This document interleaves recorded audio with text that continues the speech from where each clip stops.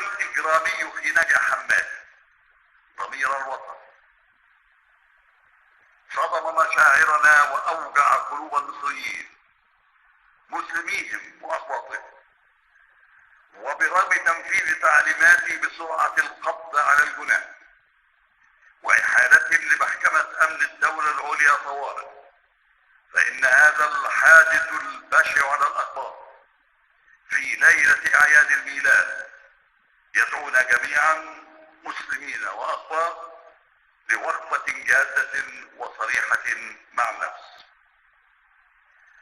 لقد تلقيت تقارير عديدة من أجهزة الدولة ولجان تقصي حقائق تستعرض في مجملها ملابسات هذا الاعتداء الآثم بمقدماته ووقائعه وما قيل عن دوافعه، وإنني كرئيس للجمهورية ورئيس لكل المصريين أحذر من مخاطر المساس بوحدة هذا الشعب والوقيعة بين مسلمين وأقباط.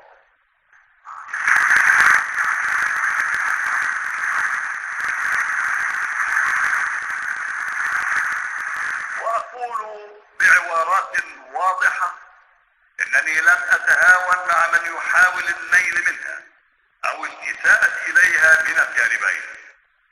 لقد كنت قائدا للكلية الجوية عام 1968 عندما قصفت طائرات إسرائيل نجع حمادي ودمرت كوبري إنا. لم يكن هناك فرق آنذاك بين دماء المسلم والمسيحي من ضحايا العدوان. وعندما خضنا حرب اكتوبر ضحى ابناء مصر من الجانبين بارواحهم ودمائهم ورفعوا معا على مصر فوق سيناء.